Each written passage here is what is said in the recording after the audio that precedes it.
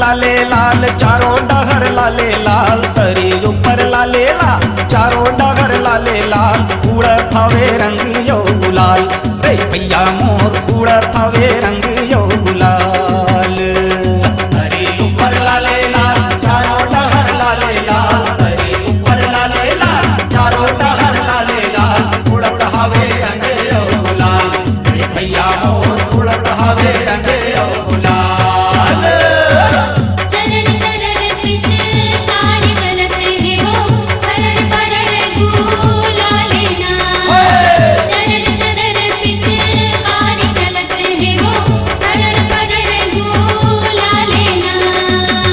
देखे के साध लगिस महू गयो देखे बार आग देखे के साध लगिस महू गयो देखे बार उड़ा थावे रंग यो गुलाल बे भैया मोर उड़ा थावे रंग यो गुलाल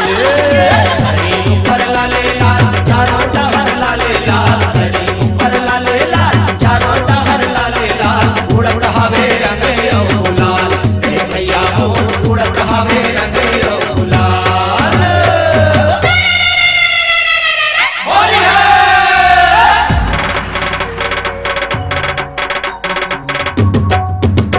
लाले चलो दिल्ली बाजारे कर मन नहीं माने रे लाले चलो दिल्ली बाजारे कर मन नहीं माने रे लाले चलो दिल्ली बाजारे कर मन नहीं माने रे सावन घलो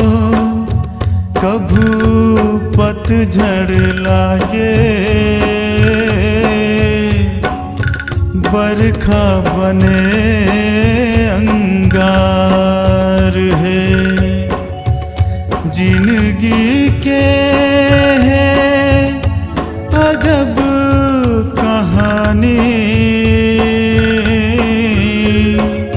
सुनना लागे रंग तिहार है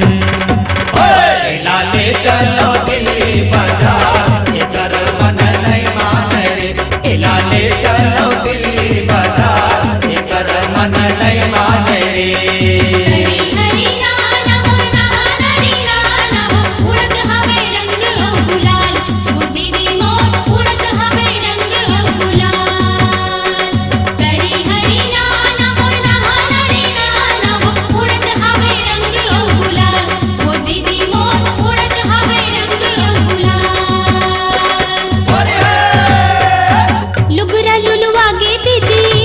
चुचुआगे वो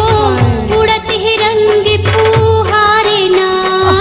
लुगरा लुलवागे दीदी चोली चुचुआगे वो उड़त है रंग फुहारे ना भाग देखे के साध लगिस महू गयो देखे वर भाग देखे के साध लगिस महू गयो देखे वर उड़त हवे रंग यो गुलाल की संगी मोर उड़त हवे रंग यो गुलाल